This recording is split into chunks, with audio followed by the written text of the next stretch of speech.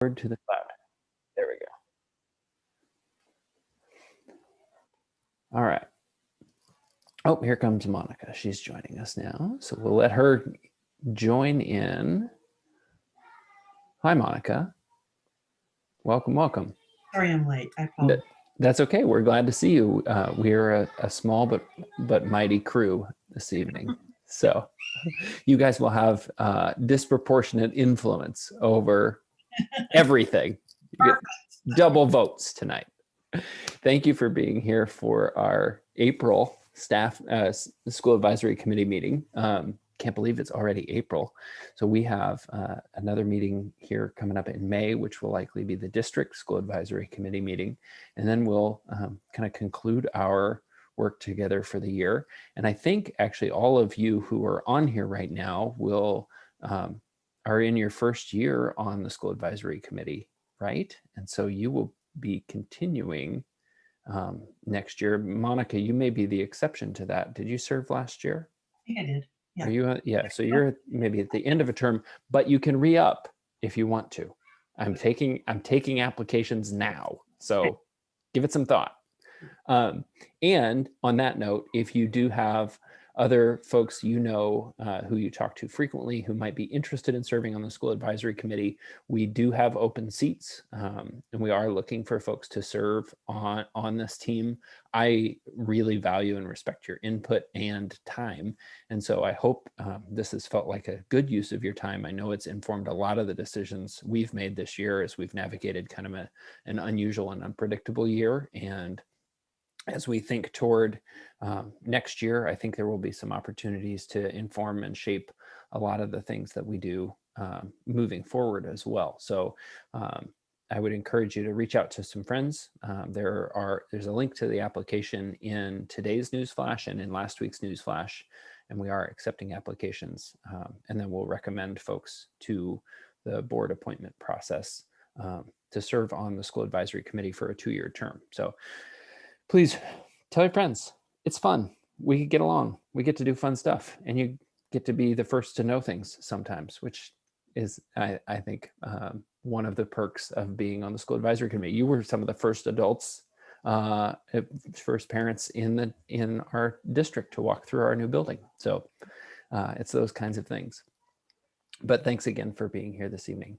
So there are a couple of things that we're going to talk through. One, I want to start looking at the 4 areas of the strategic plan. We may not talk about all of them tonight, but the district has drafted their strategic plan. And so now I'm starting to think toward August when I'll be writing our school level version of the strategic plan along with our school leadership team. And I want it to be informed by your parent perspective as well. And so I wanted to look at the 4 areas, kind of the big buckets of the strategic plan, and talk about what parent perception is right now around here's our current state and here's the desired state in each of these 4 areas, because that will help us then start thinking about how do we map from where we are to where we want to be so that we're making strategic progress over the next year, 2 years, 5 years of the life cycle of this strategic plan, and so that it aligns to the district's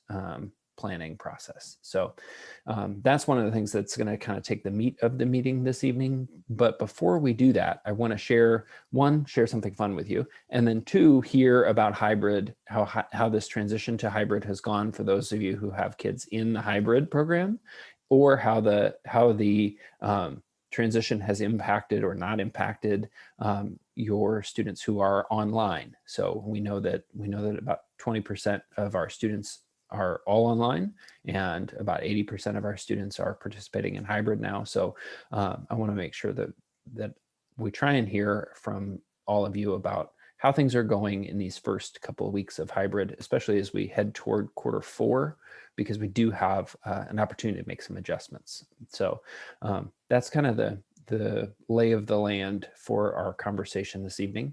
And now I'm going to share my screen and show you something that I saw the other day that I thought was kind of fun, and maybe you will find it fun too. I don't know. We'll see. Here we go.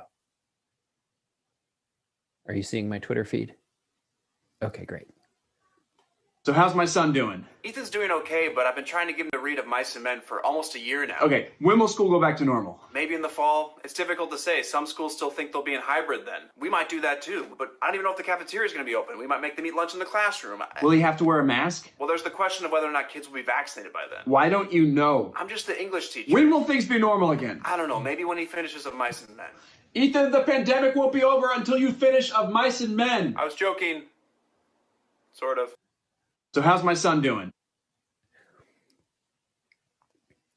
So that came across my Twitter feed the other day, and I loved it because I feel like those are the questions I get all the time right now is, well, what will this be like in 2 weeks, in 6 weeks, in 6 months? What's it gonna be like next year? And we just don't know. Candidly, we just don't know. It's constantly a moving target.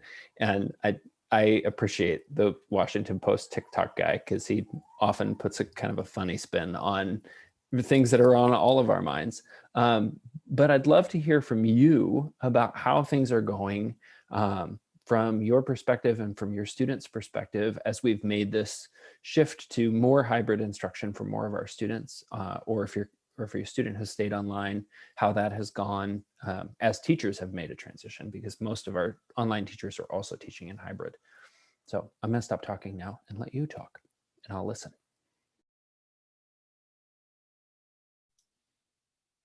Our experience has been positive. There's really been no issues for Nolan. He just said, it's good, it's a little weird, but it's good. It's basically his take on it. And just other people I know haven't really had any issues with anything. So seems like it's going okay. Colin's still just online and it hasn't seemed to change, which is awesome. He's still having a good time online, and kind of like Lisa was saying, I've only heard good things about hybrids. So yeah, Daniel's been very happy. He has wellness, which is so much better in person than at home. So of all the classes, I'm glad that's one of them. So I just think he seems overall, like, I think it's helping, like, just the mental, social, emotional. He just seems happier. I've gotten, like, my comments are always sort of teacher specific. So Tate's also in wellness. And so it was, couldn't wait to get in the gym. Now excited because next week might be able to get in the gym. That's been super fun to be able to do things with other teammates. And then, just the normal kind of comments that are teacher specific. So if you have one teacher that's this style, and then you have, I think one teacher maybe gave a quiz on the first day back. So that was kind of like that didn't go over super well, but yeah, it's those kinds of, it's like the same old stuff. Well, I'm sitting beside this person and we're not supposed to sit together because we supposedly talked too much while we were cutting, so those kinds of complaints. But in terms of the building and being back, I think it's been a good thing for my son. He's been happy about it. So. All right, well, I love hearing that. It makes me excited to hear that everybody's having a relatively positive experience.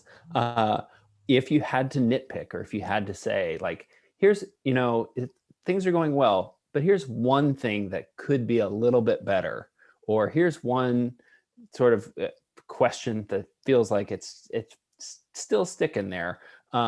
Is there something that we could do, that we could be doing better, or that feels like, yeah, but maybe this? And I recognize it's risky to ask that after you get a bunch of positive feedback. So. Yeah, I can't really think of anything specific. I mean, I think the things that you could say are just what everyone and the, Oregon and across the nation are experienced with just hybrid learning in general. So stuff that's out of our control.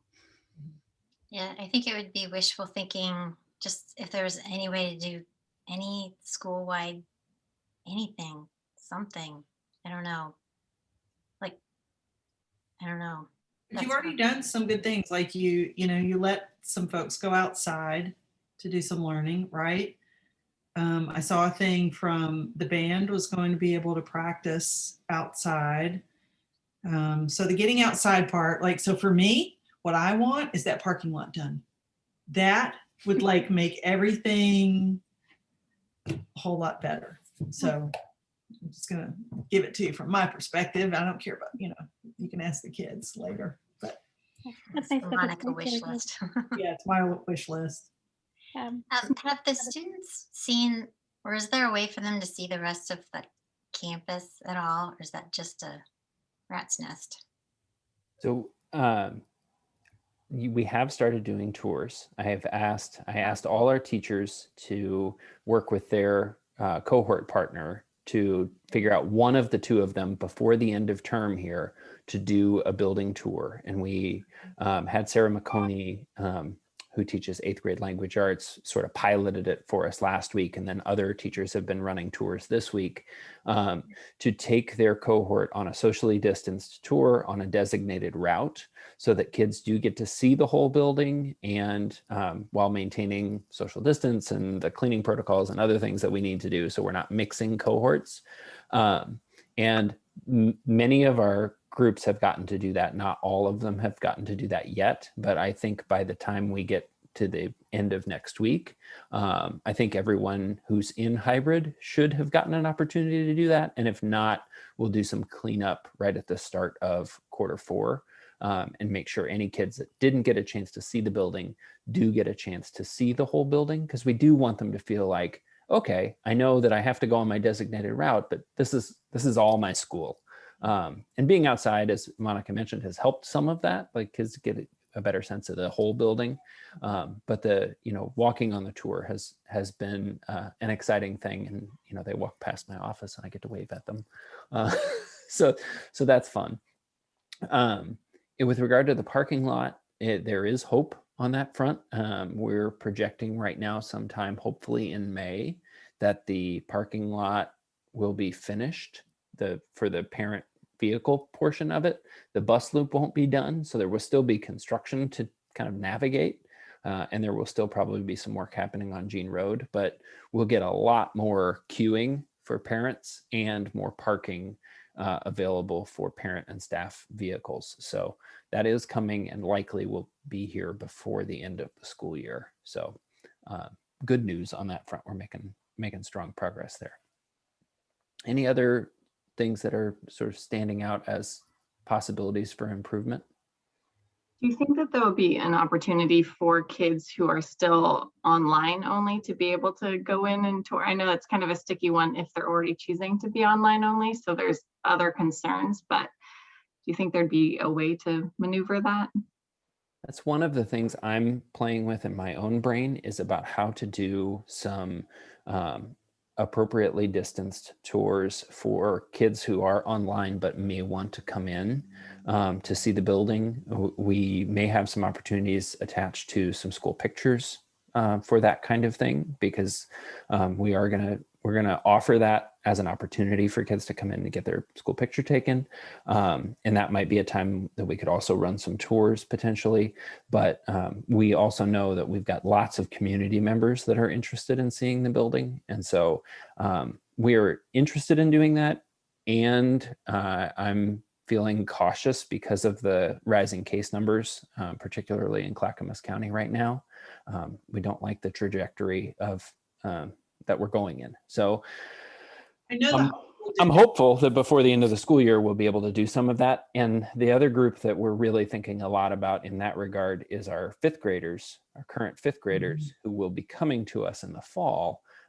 They typically get a chance to tour the school before the school year starts. And I'd really like to make that opportunity available for fifth graders before we get to the end of the school year here, if nothing else, to give them some excitement to anticipate being part of our facility. So could you do that? Could you make what you do for fifth graders like a combination of online and fifth grade tours and just schedule it that way? Because it's the online school, that group's building too. So yeah, we may follow a little bit of what the high school model was in terms of their tours. They have kids kind of schedule small group tours, and then walk them on a, on a route through the building. So kids could, especially freshmen, could come in and see the building because they hadn't been there before.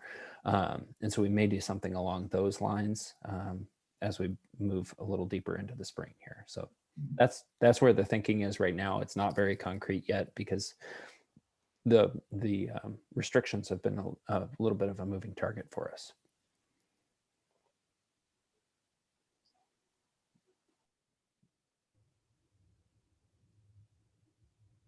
Okay, well, if you think of other things that we could be improving on or doing even better than we're doing right now, let me know.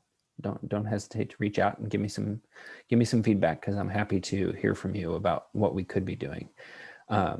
Next, I want to shift us to this district strategic plan conversation. And so I'm going to share my screen again here, and I'll go back to this page, but I'm not going to play my Washington Post guy again. I'm going to close him. There he goes. All right. And now you should be able to see a slide with the strategic plan on it. Is that coming across on your screens? Sort of 4 colored boxes here. And so these are the 4 major areas of the district strategic plan. And we're not going to read through every element of this, but I do want to just talk a little bit about each one before we dive into, we're going to try and tackle at least one tonight. And if we get through more than one, great. And if we don't, we'll save it for future meetings, and that's fine. But the first one in the upper left-hand corner there, in kind of the green color, is create a culture of belonging, which is one of the priority areas in the district strategic plan. And the desired outcome that's stated in the plan is to cultivate a diverse learning community where each and every individual feels supported, connected, and valued. And then the evidence of success indicators would be that students, employees, and families feel a sense of belonging. And the district has started to articulate some strategies, sort of broad strokes strategies that might be used to move us in that direction. Schools are going to get more granular about, here are the steps that we're going to take to move our school forward in that area. And in a moment, we're going to take a deeper dive into that and talk about, what's your perception of our current state around having a culture of belonging at our school? And what would be indicators of a desired state that you have for us? So if you think about where we are right now relative to this notion of a culture of belonging, and think about where would you love to see us be in 3 to 5 years? So that's one of the priority areas. The next priority area, I'm going to move to the right here, is in the yellow box, to promote health and resiliency. And the outcome that's stated there is to address the needs of the whole child in a culture that models and values health and well-being, looking at specifically at supporting social, emotional, mental, and physical health of students and employees. So that's area number 2. We're going to have a similar conversation about current state, desired state. The third area in the purple box in the lower left-hand corner there is to achieve equitable academic outcomes. And the outcome there is that each and every student would be provided with the tools, support, and experiences they need to achieve academic success. And the evidence of success would be that students demonstrate grade level proficiency. The thing I would add there is that there are no demographic categories that are predictive of student outcomes. That's sort of detailed in some of the other layers of this plan around equity and other things. But I think it's important to highlight that achieving equitable academic outcomes means that your demographics shouldn't predict what ends up happening for you at school. And that's one of the things that I hope we can work toward as a school, and of course as a district. And then the final priority area that we're going to think together about is around teaching and practicing sustainability. And the outcome there would be to preserve and sustain our shared resources while accelerating our students' ability to combat climate change. And the evidence of success would be that we'd be creating stewards of our shared resources. And probably there will be other evidence of success on the school level as well, but that's kind of the broad strokes from the district plan. Are there questions about any of these kind of big picture overviews of the goal areas before we dive into one of them in particular?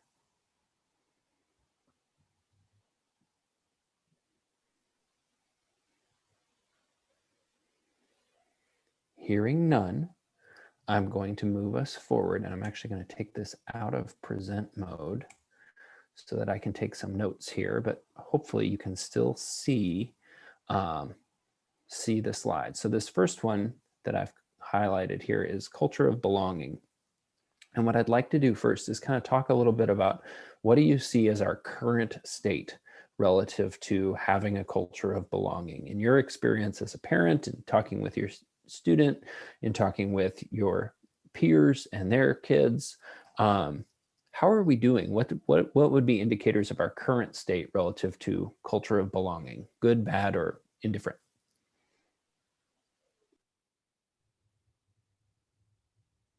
So I think the affinity groups and clubs that are listed in the newsletter are a positive step in terms of culture of belonging. I don't always hear as much conversation when we talk about belonging about sexual orientation, gender, disability, some subcategories of DEI work. I don't sometimes hear as much about certain groups as I do other identifiers. So I think looking at diversity, equity, and inclusion as a whole, and just making sure that we're really covering all those bases equally well is important. If that makes any sense. I'm not sure I was very articulate when I said that, but.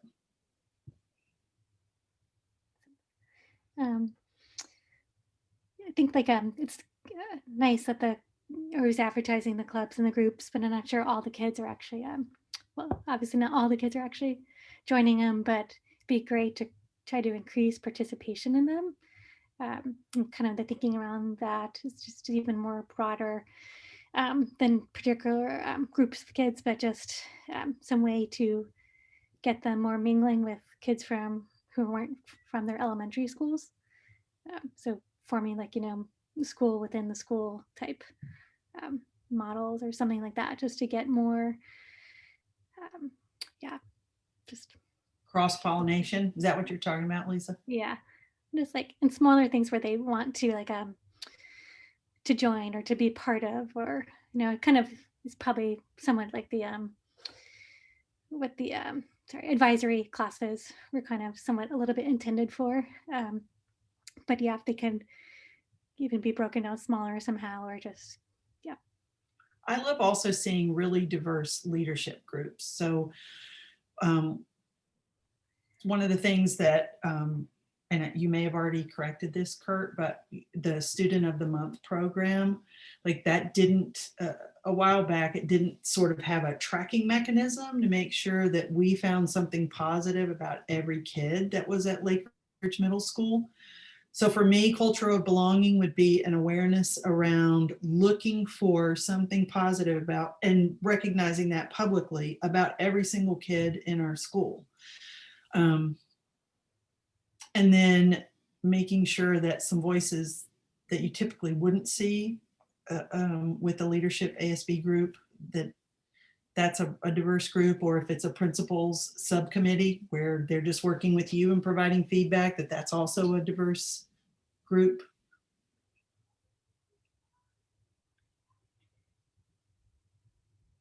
Yeah, and I think I'm providing more leadership opportunities for more kids. Not exactly sure what that would exactly look like, but just some kids are quieter, some kids are more outgoing. So you tend to just the more outgoing kids tend to take more advantage of those leadership opportunities. So supporting those more introverted kids and realizing that they can have some strengths in that area too.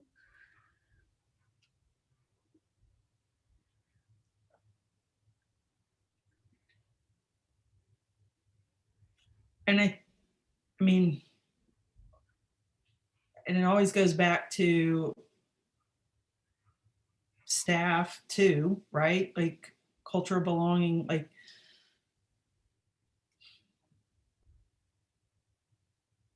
training for staff in terms of, you know, how to recognize and hone in on those student strengths and pull that out. I mean, when my daughter was at Lake Ridge Middle School, is it Miss Irving? Mm-hmm. The kids love her. They love her. So I don't know what it is she does, but there's something there that she like, because I didn't have an outgoing kid at Lake Ridge Middle when she was there. I mean, that's changing in high school, but when she was at junior high, that was not the case. And so whatever she's doing, maybe if we could replicate some of that and spread it out. I will say, I've known many educators over my lifetime. Mhm. Irving is one of a kind in so many ways, and all of them good. But I would love to be able to replicate her too. I think it would be very hard to do. Ryan, would you back me up on that? Yeah, and I'm not sure a building could handle too many of hers. She's I love that woman. She's amazing. I want to be her when I grow up. She's incredible, but But it's a point. Yeah, it is a point well taken, Monica. That we do need we need staff to be characterized by an ability to like really meaningfully connect with kids, and that is Irving's gift, is that she is able to kind of have this heart-to-heart connection with kids she doesn't even necessarily teach in her classes. My daughter, you know?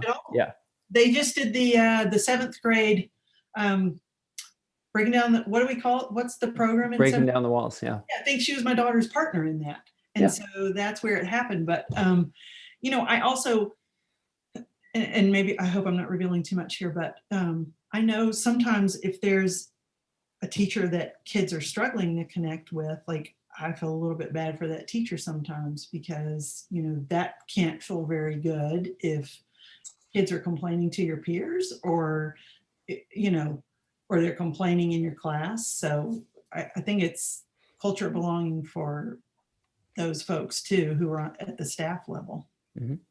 I think that's a great point, Monica. I was, you don't think of it that way. You think of the kids, but yeah, the educators have to feel, you know, I don't know, Miss Irving, but there are some really kind of introverted teachers who have been really amazing in the classroom. But I think we have kind of a vision, even if we don't mean to, of what a successful student looks like. And they're usually more outgoing. Mm-hmm. And I think we kind of think of teacher, like a successful teacher would be that way, you know, someone they'd make a movie about. But there's to be room for all kinds of people. Sometimes And success looks different for different people. And I'm reading Normal Sex, which was recommended by at least a couple people in this group. A great book, yeah. And it's by Jonathan Mooney, if people haven't read it.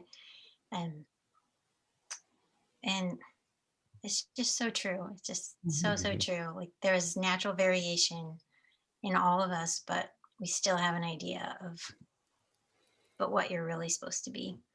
Mm-hmm. So overall, I've been so heartened by middle school from what I've learned in the last almost couple of years. Just, I did not realize middle school was going to have SEL. I didn't realize that was still part of it. And I just was not expecting that at all. And it's, if anything, it's even stronger than in K-5. And it's so necessary and it's so foundational as far as preparing kids for the world. I just really admire that aspect of an LMS education. Have the students taken any surveys yet on the culture belonging? Yeah, we have our Youth Truth survey that we administered earlier this year, and we had very high student participation in that survey. We'll be looking at those data in May. There'll be I've gotten a peek at the embargo data, but we'll have a presentation from the Youth Truth group that administers that survey, the consultant group that runs it, and so they'll help us make sure that we're understanding the data accurately and in comparison with other similar schools. And so that'll be one of the things that does inform our planning as well. Is, I'll do an activity similar to this with our student leadership groups and with our teacher leadership groups. So we'll be thinking about this from each stakeholder perspective, because everybody's going to bring kind of a different lens on each of these priority areas, and that Youth Truth piece will be part of how we understand, kids' feeling of connection, even though it will have been, mediated by this year of distance learning, which has been definitely been a challenge for helping kids feel connected and like they belong. UDL, Universal Design for Learning, I think would help. Yep. And then examining implicit bias. Well,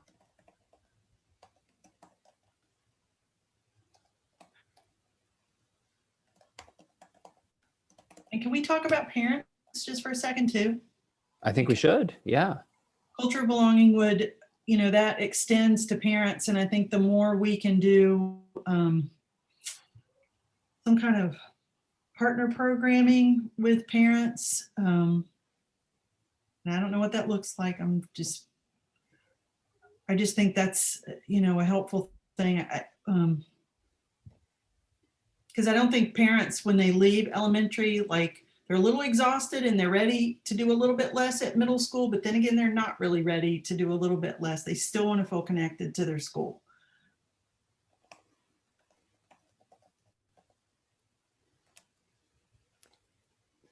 Hi, Danielle. Welcome.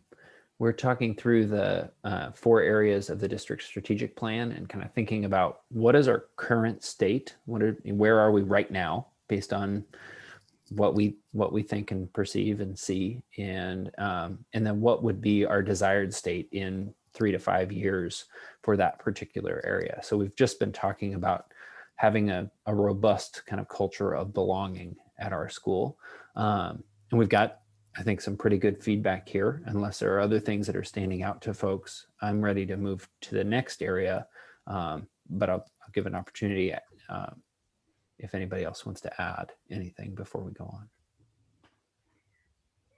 I mean, I think overall, just having more of these conversations, I think there's been such an increase of how do we make, very diverse groups feel included and like they belong, and just keeping those conversations relevant, keeping, materials out there to talk about.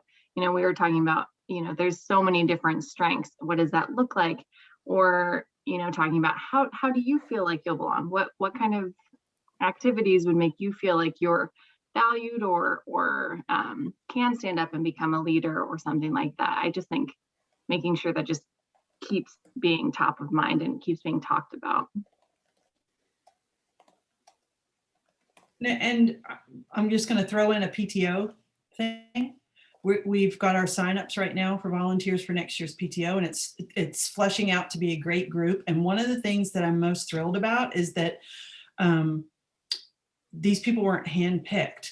Like, those signups were publicized, they were put out to everybody. They went to the 5th graders at the 3 elementary schools, and it's a pretty diverse group. And nobody, because I'm lazy, went out and sort of like handpicked a bunch of people to sit on that PTO. Like, we really, people came to it on their own. And I think that's a good thing too, because the group hopefully will be stronger and more diverse as a result. So. Okay. Oh, go ahead. No, please. Yeah. A question that we've been trying to infuse more in some of the stuff we do with districts is like, who is it working for and who is it not working for? kind of more like just that. Because oftentimes we just kind of look at the aggregate piece and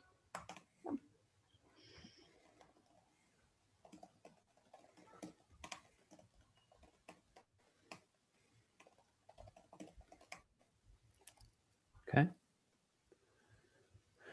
All right, so let's move now to health and resiliency, which I did not spell correctly, so I'm going to correct now. And just to refresh you, because it's been a minute since we talked through these, this area kind of focuses on addressing the needs of the whole child in a culture that models and values health and well-being. So this is thinking about supporting social, emotional, mental, and physical health of students and staff. Let's talk about current state and desired state in that area. For me, this is tied to academics. Like first and foremost, just based on my kids' experience, when those academic needs are being met, whether you're a tag student or you're in special education or you're a neurotypical kid who just likes architecture, whatever, if your needs are being met at that level, then immediately your anxiety around school is lowered and your experience of school is more positive. And so I can't really talk about that very well without thinking instantly of what teachers know and how instruction's delivered and what the standards are and all that kind of good stuff. yeah, I definitely would agree with all that. And I think it also, I think they're all going to kind of tie to each other because I think it also ties to the culture one as well, that sense of belonging as well. Mm-hmm.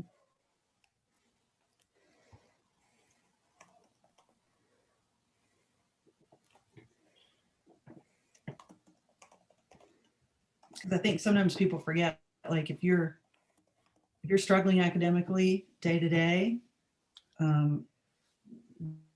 that can be called slow drip trauma, right? So the expansion of that definition of trauma, not to just be catastrophic events, but what you experience day to day, and Yeah, and we know that day to day is not good for health and resiliency. the students need to experience a level of success. Mm-hmm. And then that ties to the instruction piece because we need to match the instruction to their needs.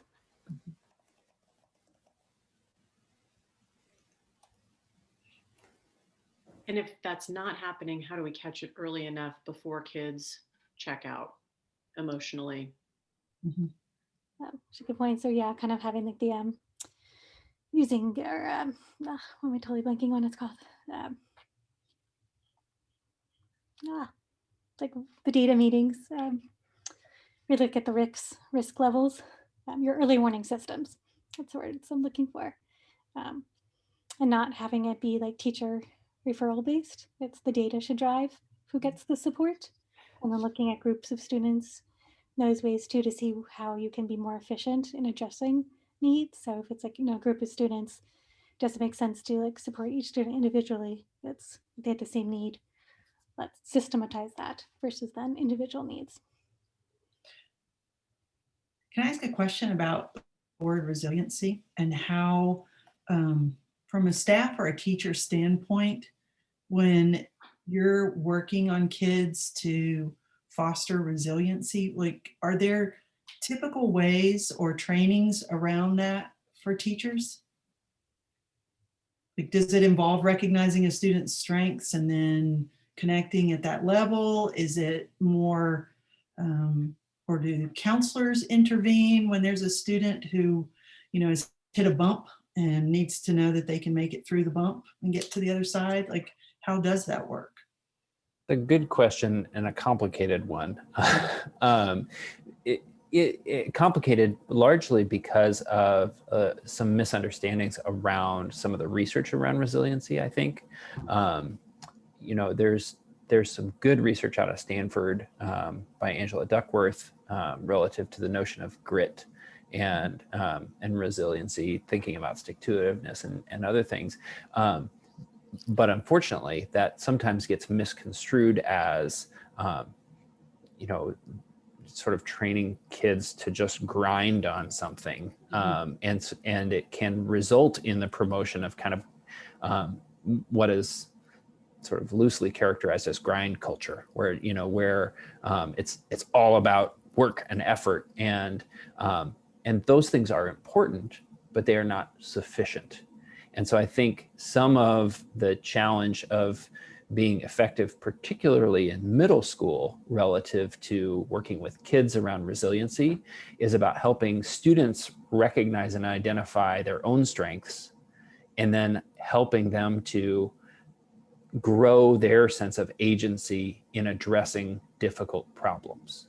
So working through notions like collaborative problem solving and skill building, so that when faced with something that feels hard or is hard, or faced with a failure of some kind, kids have strategies for, okay, how do I come back from this? How do I, and they know they have a support network to address it, and I think that can be a complicated thing, because the needs of kids differ pretty dramatically in that regard, and developmentally they differ. So a sixth grader coming in and the kinds of skill building they need to do to be resilient and effective students are very different than what a spring eighth grader needs as they step toward high school and think about, well, what does resiliency look like for me as I get ready to do this next level of work.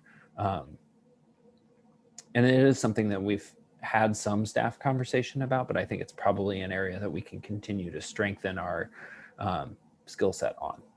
Are there speakers that, like, going back to what we talked about around parent involvement? I mean, are there speakers around that particular topic who could come in and do work with staff or do a presentation to parents? Like, yeah, there are. I think one of the things that we'll need to think through relative to this is what is staff current state, and what is this desired state for staff in terms of their skill level in supporting health and resiliency for students. And it'll be interesting to hear, to see what student perspective is from the Youth Truth Survey and in other places around how they feel supported or not relative to their academics, but also to their social emotional health. I know one of the things that's really helped is the work we've done with Character Strong this year. That's been largely led by the counselors and pushed to staff, and the staff have been facilitating. But we're going to be doing additional training on that in the coming year, and really growing the presence of some of that stuff across the curriculum. And so that'll be a specific place where we're addressing some of that. I read something once about, like, a great exercise to do with kids is to have them go out and do things and to deliberately fail. Like, how many times can you fail? To almost like to desensitize yourself to what that feels like, and then you come back out of it. So I don't know. It's an interesting topic. Good, Michael Jordan, little video where he talks about like how many times he failed, and that's what helped him succeed.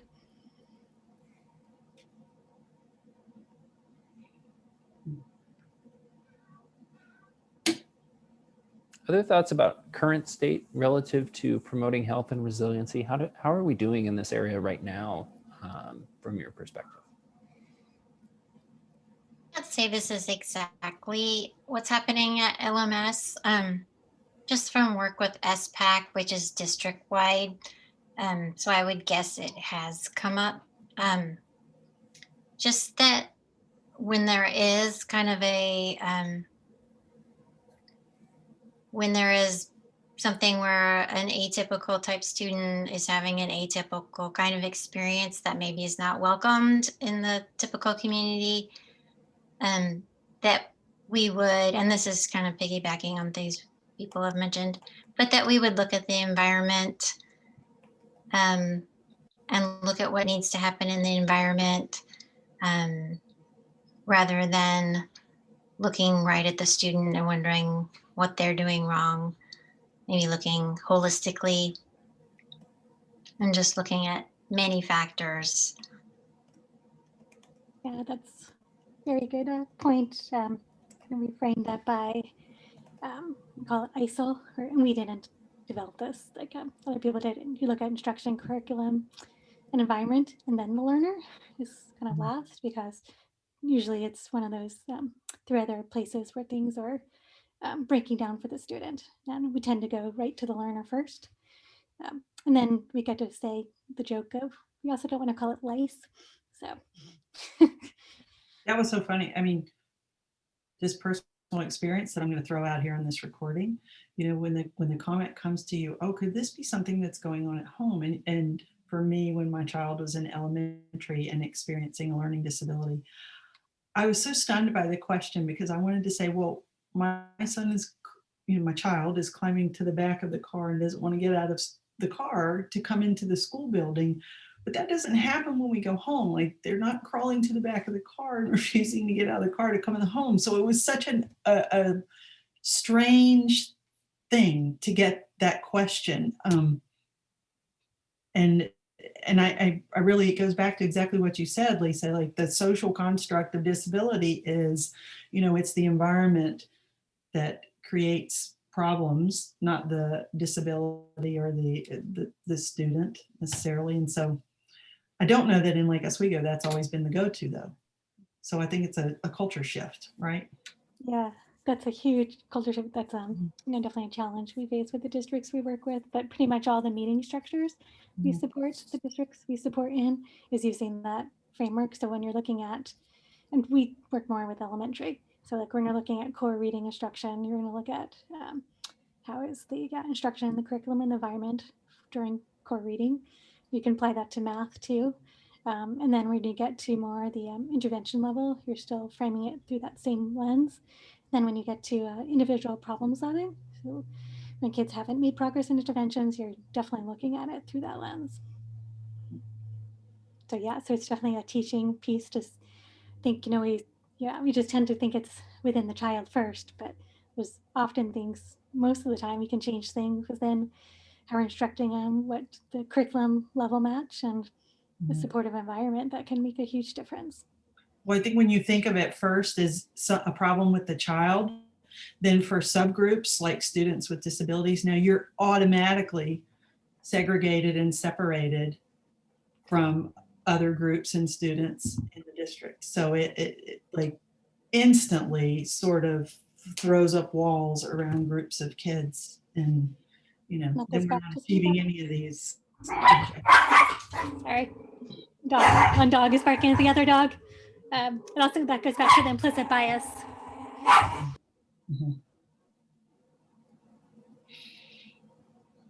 know we already put UDI, but I think it belongs on this slide too.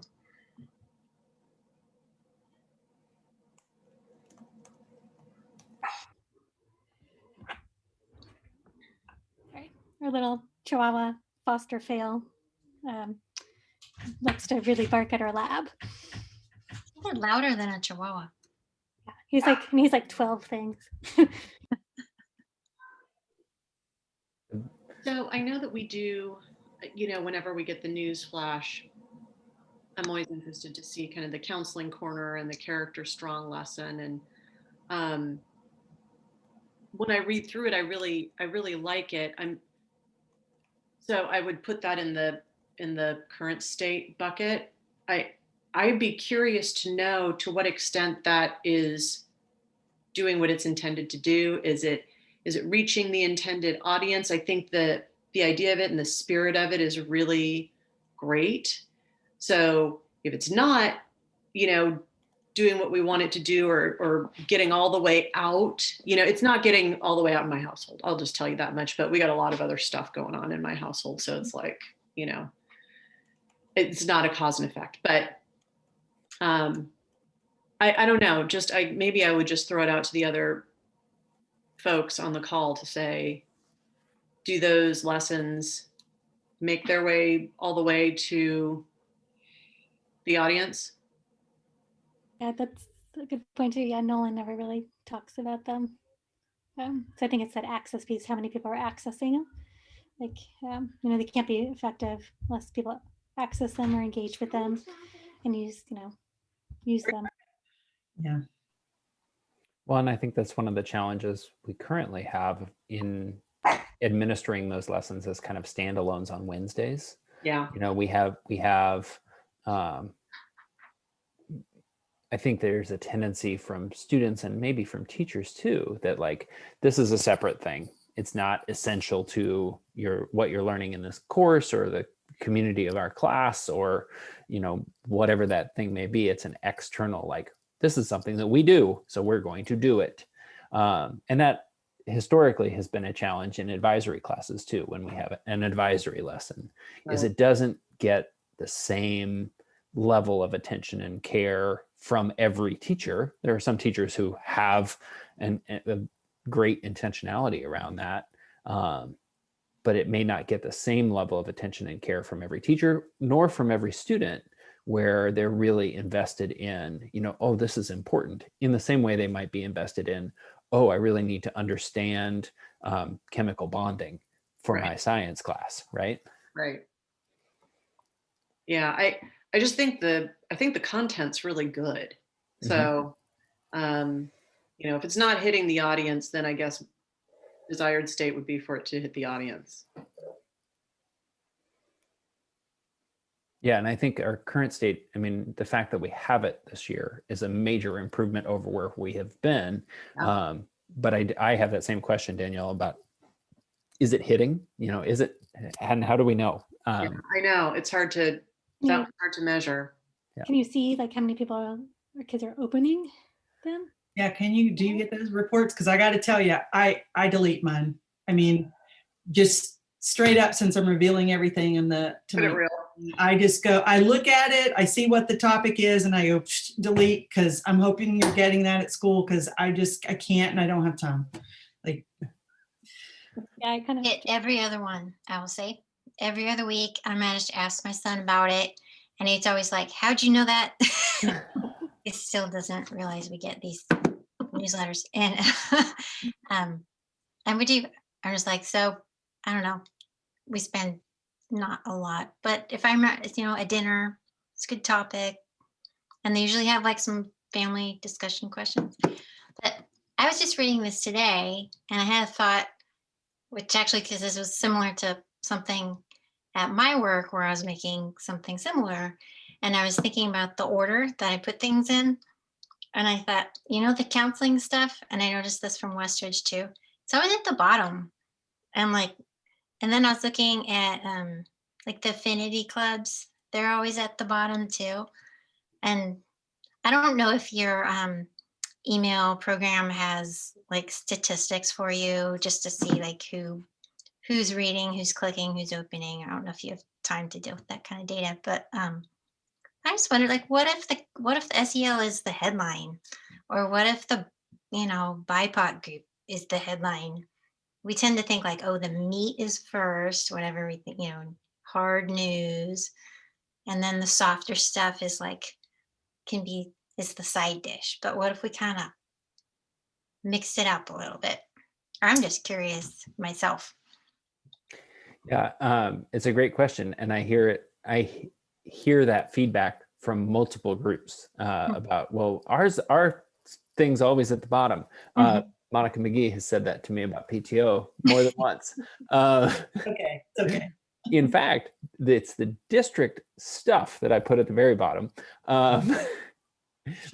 But you're right. There is kind of an order to things that I've sort of landed on arbitrarily. Not entirely arbitrarily. I mean, I always run the thing I run first. I anticipate most folks are going to read, and so I try each week to put a top item there.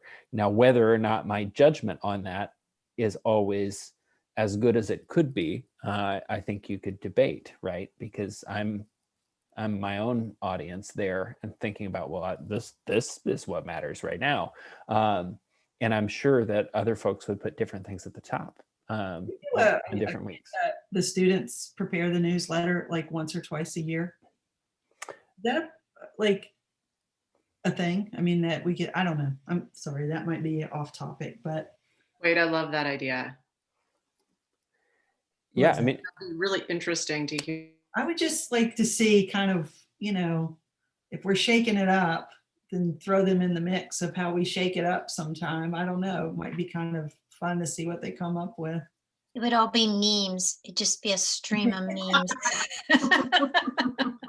Yeah, but you know what? The other kids would read it. But they would. They'd read every The kids meme. would read it. You know, so it's like, well, Mhm. Yeah.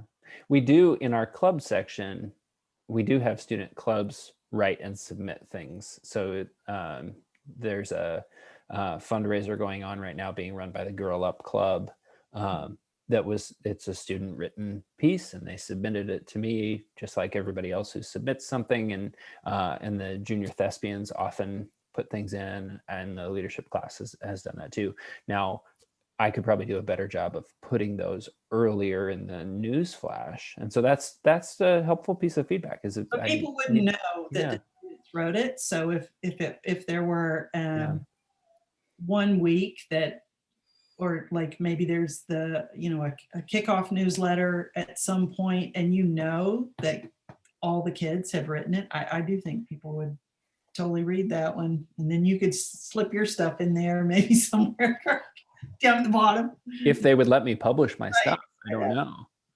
I think there's a bigger takeaway from this beyond the newsletter around formatting things and delivering messaging to the kids in a way that's digestible and interesting and appealing to them, whether it's the newsletter or whatever, or it's chunks of things. How can we deliver it up to the kids so that they're hearing us, and not us, but hearing whatever the message is, whatever we're trying to communicate. Participating because it's their school, right? So it does bother me. My son doesn't read lots of the emails that come over, and I wish he did, because I'd like for him. I mean, this is his district, it's his school. So I think that's a really, and I know the high schoolers digest their information in a totally different way than we deliver that information to parents. So it's kind of interesting.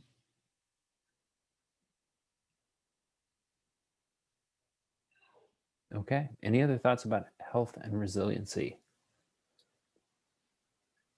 Do we have the energy for one more area? Can we do it? I think we can do it. I do, because I was late, so sorry. All right. Danielle's going to lead this area. You know what? I'm really sorry, but I promised my family I'd be done at 7:30. Go, So, Susan. I Go. can't write it. We'll go talk about character strong. I promise. Susan gets a big one. I'll never promise again, but I did. Thank you, Susan. Okay. Have Thank you have so a good much. evening. This was great. Yeah. Bye, everyone. Bye. Bye, Suze. So let's talk about achieving equitable outcomes. Where do we perceive our current state? And I'll flash back to the descriptor here, is that each and every student is provided with the tools and support experiences they need to achieve academic success. And the evidence of success would be that students demonstrate grade level proficiency. The thing that I added, Danielle, before you were on, is I did talk about that demographics wouldn't be predictive of student outcomes, whatever the demographic is. So we couldn't say, oh, you incoming sixth grader are a girl, and therefore by the end of middle school, your likely GPA will be in this range, versus you, incoming sixth grader, are you're a non-binary student, and so your level of achievement will be over here based on your demographics, or students of color. Name your demographic category. Well, we can talk about the iReady results for winter that Jen Shealy presented to the board. And I don't know that she broke that out elementary to secondary, so you would have to speak to what your secondary results were. But when I watched that, two of the groups that had some troubling results were students on 504s and IEPs. And there was about like 28% of our student body at K through 8 was not on grade level, which was disturbing for me. And when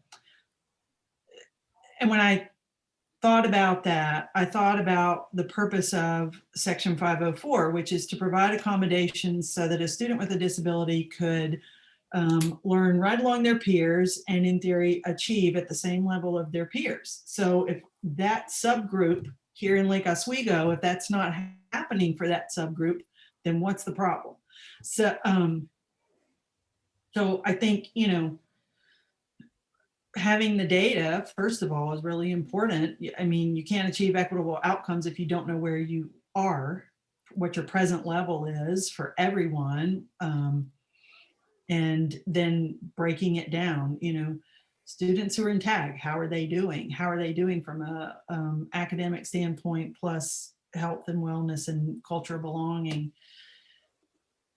And same, you know, same for all those, like there were multiple subgroups she presented. So Yeah, and then and doing the proportionality within, like, so if there, what's the percentage of students receiving IEPs, and then looking at that too, because that can show that disproportionality as well.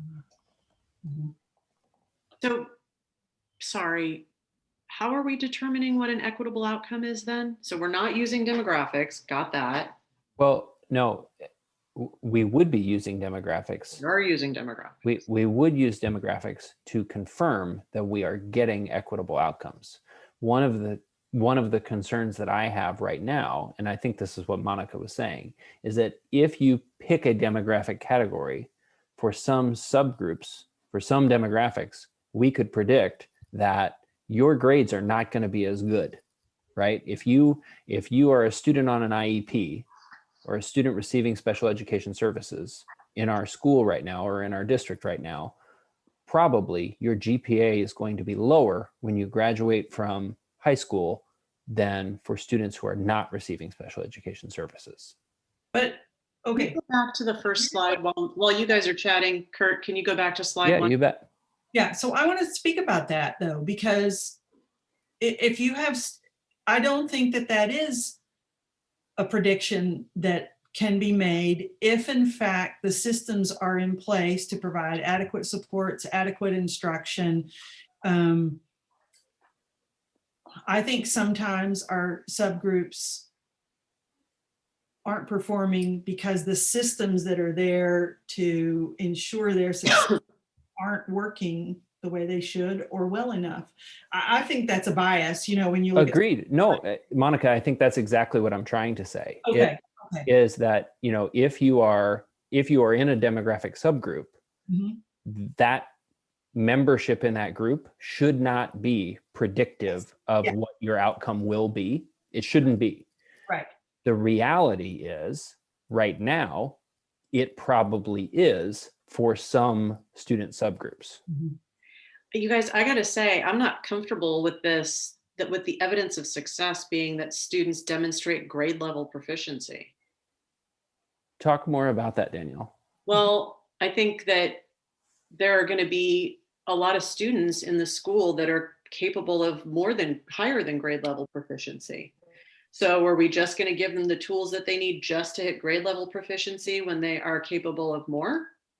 To me, that's not demonstrating. I think the piece before it where we're talking about, hey, let's give everybody the tools to achieve academic success. But I would like to see a little bit more thought around, or a little bit more broader thinking, I guess, around the fact that academic success is not based on demographics or grade level. That's just, to me, that, I don't know, I'm a little surprised by that. Be nice if they can add up progress. Well, if I would say like grade level Progress, or just, you know, and tracking a kid through schools so that we've got an understanding of what this kid is, because, you know, I've got a kid who in some ways can barely get through some things and is not getting the accommodations that he is entitled to and should be getting based on his 504. And on the other hand, is capable of much more and is not getting challenged. So that's just a tiny microcosm. But, you know, based on this, is he accomplishing grade level success? Yeah. Is that, to me, is that a success story in our little world? Absolutely not. I do think that's a really tough and unaddressed group, the students who are both, you know, in a intellectually gifted population and experience disability, the 2E students, that for sure. And then presumed competence has to be somewhere written, you know, that's, I think from a staff and a parent standpoint, all of our students, we need to go in presuming competence with those students, that they are capable. Right. We the adults provide what they need. And that can look different for an academically gifted student versus a 2E tag student versus a, you know, whatever. It looks different for everybody.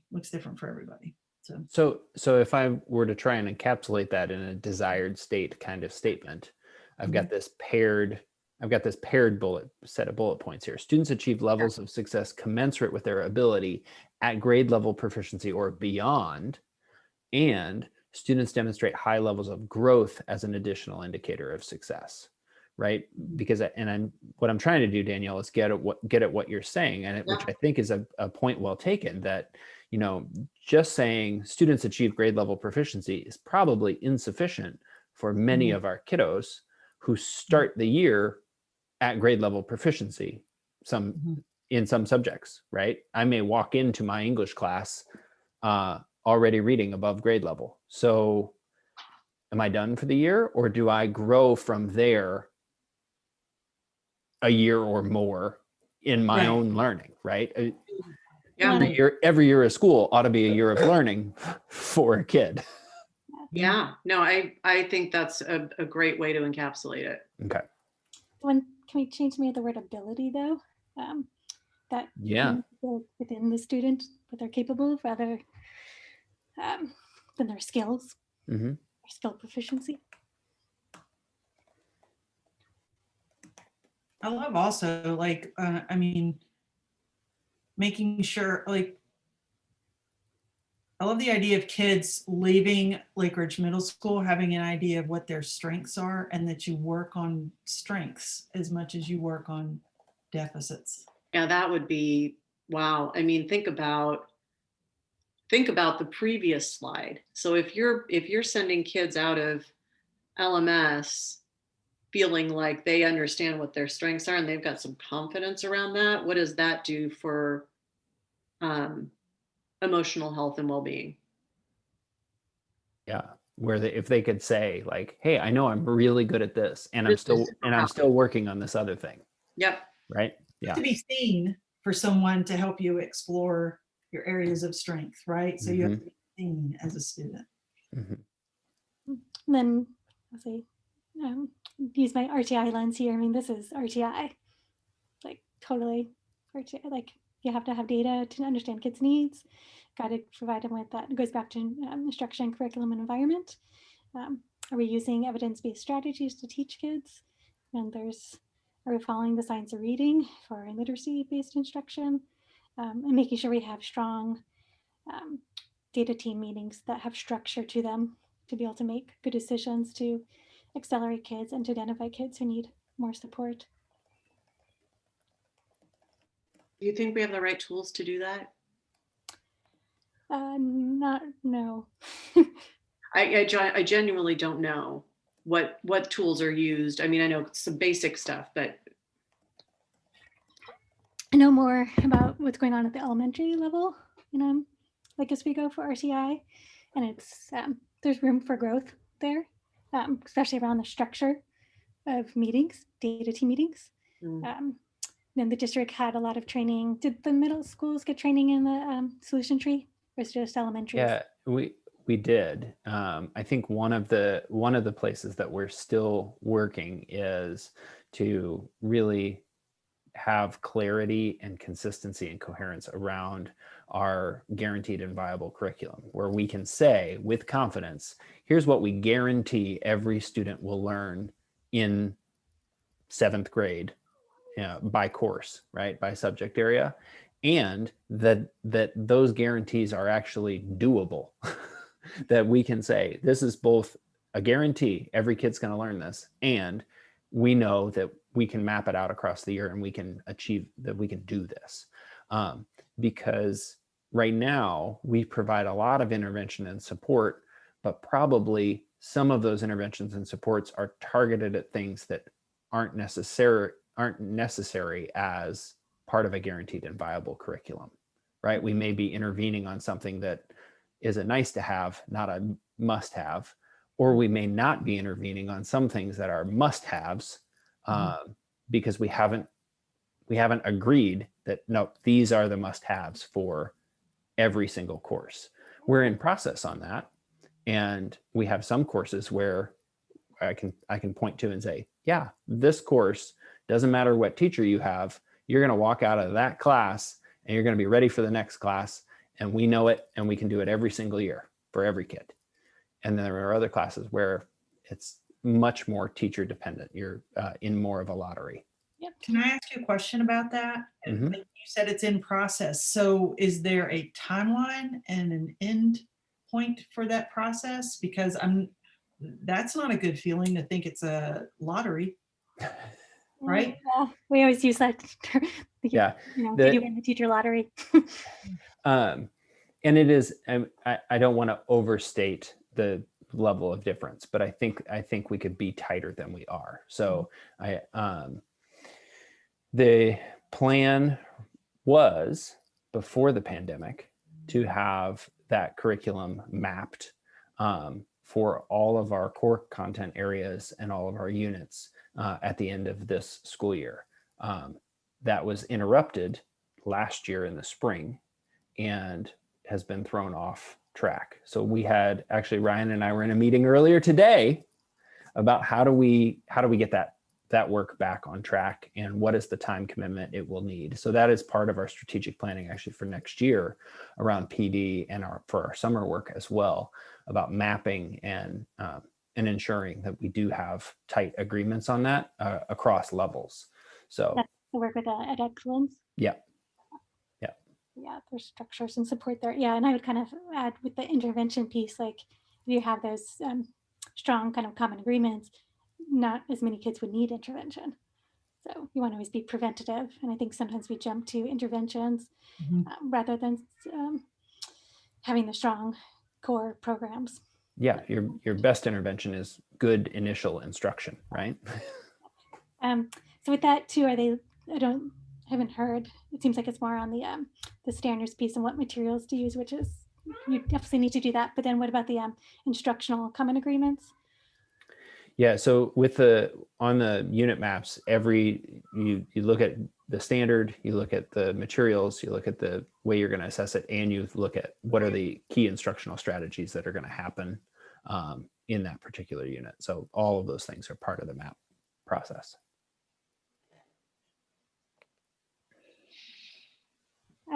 So yeah, to me, like all that stuff fits all in here, making it manageable too, because we need to grow into habits for staff.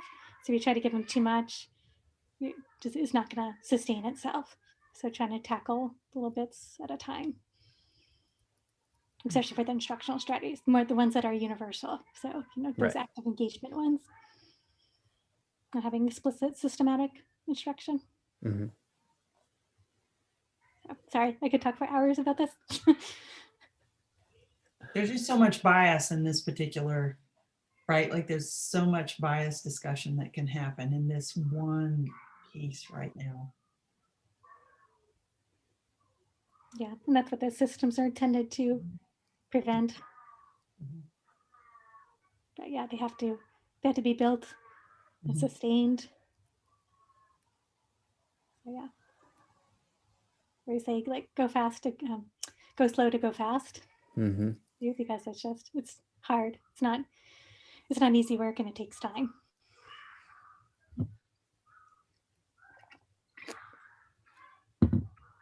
So, Kurt, like we've been doing a lot of talking, but you and Ryan, like if you had to throw out what you think on this slide, what would be your number one or number two